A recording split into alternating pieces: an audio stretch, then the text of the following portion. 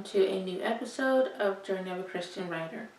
In this episode, I'm going over character voice, how to distinguish characters from one another. Characters are complex, fictional beings that have different physical attributes, backstories, and emotional wounds. But one of the most overlooked ways of distinguishing them is by character voice. Writers can get creative with how they present their characters and give them lifelike voices that will entertain readers. Some of these ways include the following: accents, slang or jargon, diction or word choice, tone or volume, phrases or vocabulary, speech patterns or impediments, and educational backgrounds. Like real people, characters can have different accents based on their ethnicity, nationality, or place of origin. For example, a character from the southern United States and another character from Great Britain or France in Europe. These two characters will sound a lot different from each other when they talk. A simple way of being able to describe the accents of characters is simply to mention the type of accent that a character has. For example, a character that has a Caribbean accent. Writers can also show different accents by writing in the native tongue of foreign or different ethnics of characters, just as I did with my character Grandpa Ricardio and my debut novel Eva's Promise, who fluently speaks Spanish and is originally from Chihuahua, Mexico.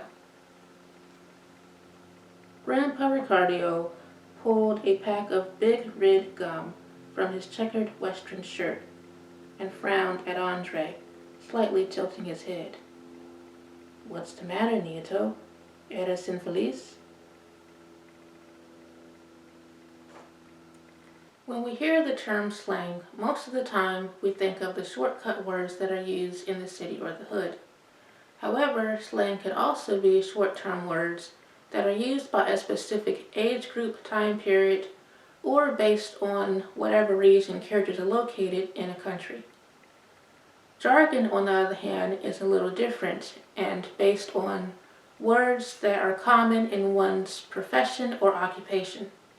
For example, policemen who say 10-4 in a radio, which means one is understood. Here is an example of both slang and jargon.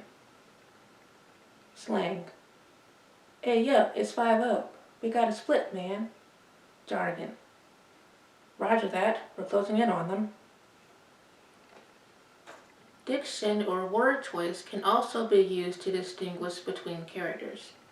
Writers can show voice based on characters' worldviews or perceptions, such as my female protagonist, Millie Crabtree, from my Christian and historical fiction young adult novel, The Pack of Freedom.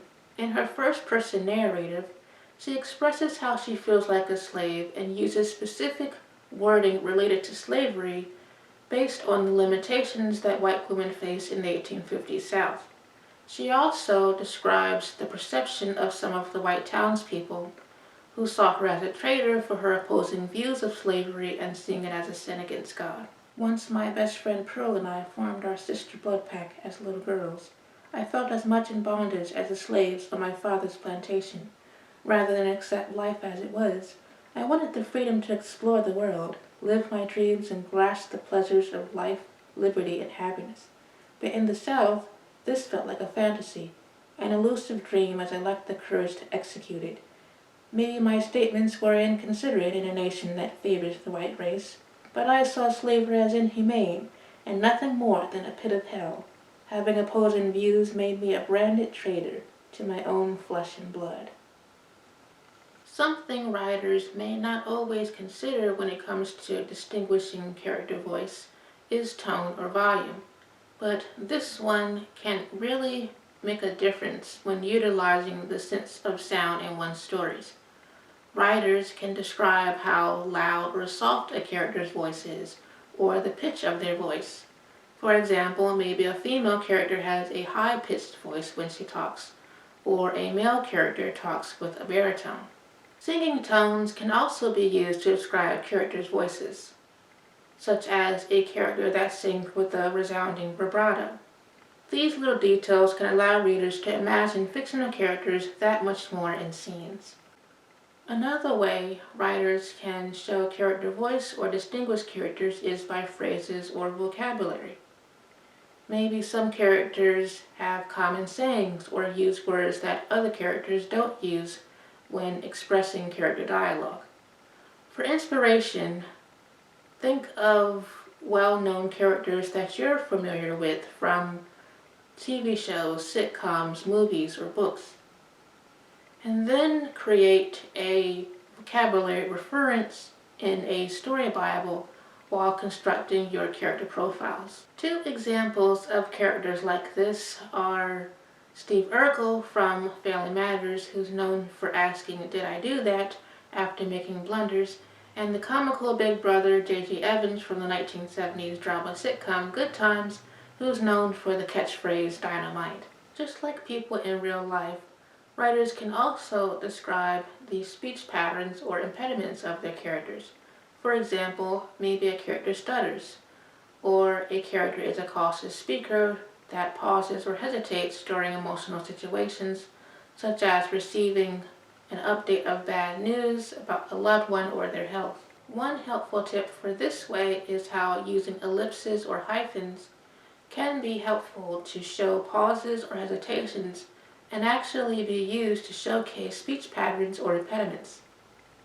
Here's an example from my debut novel, Eva's Promise, from Andre's perspective after he gets the condition of Broca's aphasia from his brain injury. He swallowed hard and attempted to talk again. No more. No more burden. Must divorce. He hung his head sadly.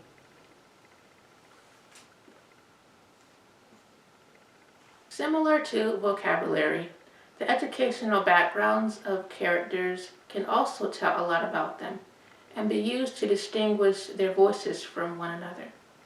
For example, maybe one character has a third grade education while another is a college graduate from Harvard. The character with less education probably won't talk as properly as the character with a bachelor's degree. And there will likely be a difference in their structure, grammar, and word usage. As you can see, characters can be identified by their tones, sounds, and speech. The next time you create a large cast, look beyond physical appearance and instead give them distinctive voices. Consider experimenting and including a combination of the ways I listed to show character voice. These ways may add the spark that adds more life and personality into the fictional characters in your stories. Alright, that's all that I have for this episode. I hope it was helpful, and until next time, happy writing. For more detailed information on the subject of this video, and other writing tips, tricks, and out-of-the-box ideas, you can visit my Eartha website and check out my writing blog, The Brainstorm, of my menu navigation. Just go to mlbullbooks.com and you'll see it there. I hope you enjoyed this latest video, and thank you for watching. My publishing company, Risen Halo, is now on Pango Books. Pango Books is an online platform where readers can get used books at discounted prices. Are you an avid reader? Interested in getting my Christian fiction books at discounted prices? Then follow my shop to get the notifications on special sales. God bless, and thank you for your support.